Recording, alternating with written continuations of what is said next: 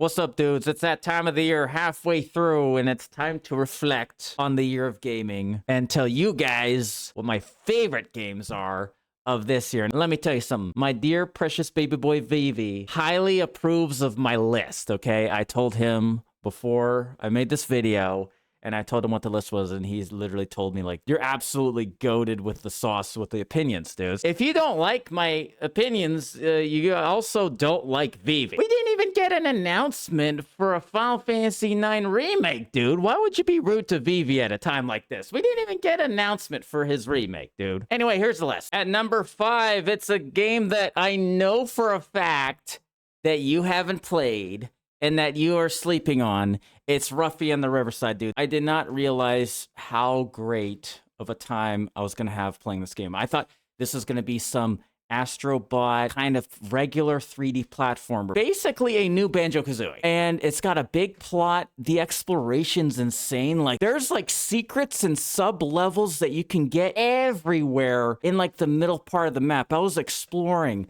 for several hours going like, oh, there's this puzzle here. Oh, I do this for that. And there's just a sense of discovery within sort of a small area is a sight to behold, dude. This game actually kind of blew my mind with how good it was. I didn't realize how much enjoyment I would have. If anybody is into platforming games, you got to check out Ruffy and the Riverside. I think you'll be impressed, dude. It's the real deal. At number 4, we have none other than the critically acclaimed Blueprints, dude. Okay, I gotta be real with you guys. Blueprints had so much praise the day before it came out. I was instantly like, okay, there's no way this game's this good. And honestly, I think the hype around the game when it came out maybe did it a little bit of a disservice to the experience initially. When I started out liking the game, but then you hit like a brick wall where it's like, I have no idea how to progress with this game.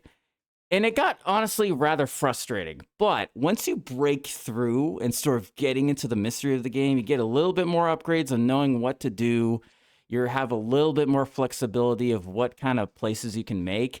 The game becomes quite brilliant. It takes a while to cook, but once it starts to cook, the game is, it's super creative, dude. At this point, after finishing the credits, it does deserve the praise. It's a pretty brilliant game. And then with the subplot and the subtext surrounding the mansion and the mysteries that you unravel with the plot, it just further adds to the sort of majestic nature of the game. It's a pretty sick game, dude. Okay, here's the deal.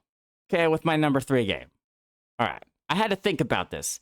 Do I really like this game more than Blueprints and Ruffy and the Riverside? And I had to think about it. And I'm going, am I really gonna put the Wade game at number 3? It's like, yeah, I am gonna put the Wade game at number 3. You know why? Because with the other 2 games, Blueprints and even Ruffy and the Riverside, some parts are like maybe rough around the edges. Just little bits of the game's like, not quite top 3 prestige in my opinion. But the thing about Schedule 1 is I literally have no issues with this game. Every part of this game is crafted in a way where it's borderline perfect and fun. The way they have you make money, the way that you have to learn the different mechanics, just getting into the groove of doing the selling every day. Schedule 1 is so brilliantly crafted with its gameplay. It's honed in. Every little detail's fun to do. Managing the empire, growing the empire, doing all the stuff that the game offers and the mechanics, all of it is fun to do. And that's kind of like the brilliant part of this game that always blows me away is sometimes these sort of sim games are trash, to be honest. I don't like playing them. They're like the streamer bait, like, oh, I'm gonna start up a grocery store simulator or whatever simulator. I hate those games typically, but this is the one that just is above the pack, dude. I love it. I loved my time playing Schedule 1. I love Schedule 1, man. This game was super shocked that I would love it so much. Number 2, we got the Amazon Delivery Store Simulator game, dude. Let me tell you guys something. I never knew I was such a slut for delivering packages in the video game. I didn't know I'd have so much fun, dude. I would argue that I've had the most fun in as far as like having fun with gameplay, I think I've had most fun with this game, dude. I can't believe I'm such a slut for delivering packages in a weird Kojima plot game, dude. I've been spending so much time with the online functionality, being like, okay, I need to build a bridge here because this part of the map has a good location for a bridge. And then you get a bunch of likes from other players like, oh yeah, I made a banger bridge. I put a banger generator at this location. I completed a road and I got like 100,000 likes from the road. I mean, like all of that online functionality stuff is so addicting to participate in. And I think playing it in early access really added to my fun of like, since I was there first, you know, being a part of the first wave of players to play it, it made it super fun getting into the online features of the game. My only real gripe of this game has been the pacing of the story. In the beginning, they front load you with a lot of interesting plot, but it does like the Death Stranding thing where they just sprinkle in the bare minimum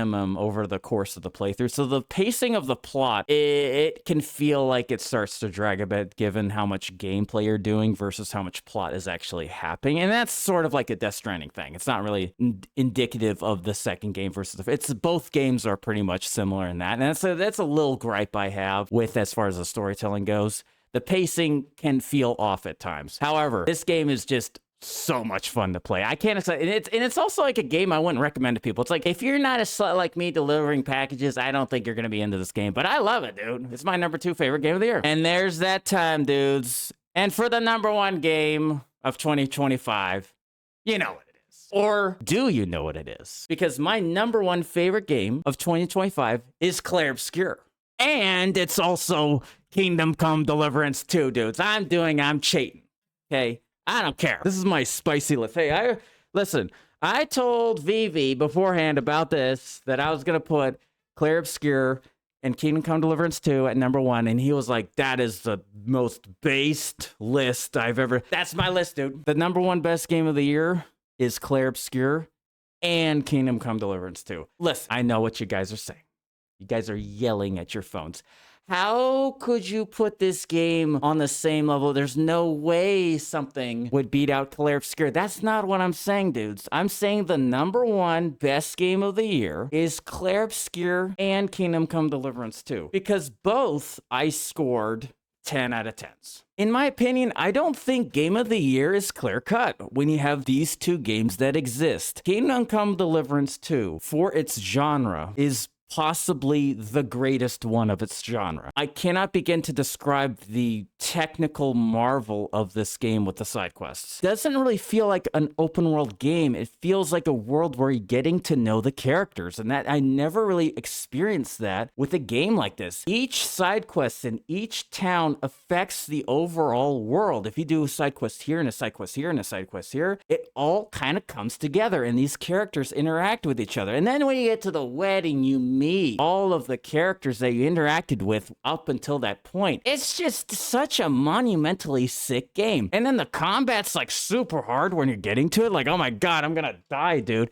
And then once you start figuring out the mechanics of the game and sink your teeth into it, every little thing becomes fun. It's not like a simulator game where everything is tedious. Now, making potions is tedious, but it's fun tedious. That's the thing. Everything is not like, oh my God, this is like some chore I have to do.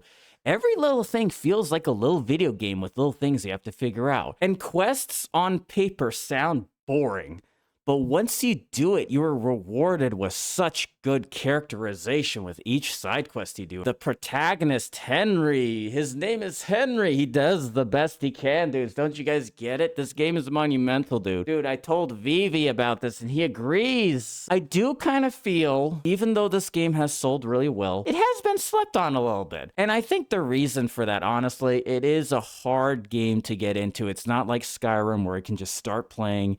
It's very user-friendly. There's a lot of action just right out of the gate. This does take some time to cook and really get into before you're sold on it.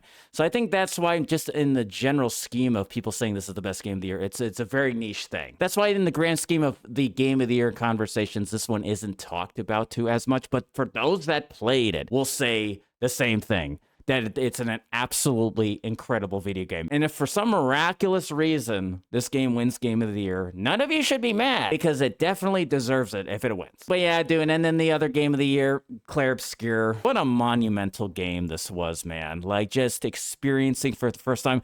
I think everyone has sort of a similar experience with this game of just like shock of, wow, I was not expecting this game to hit this hard.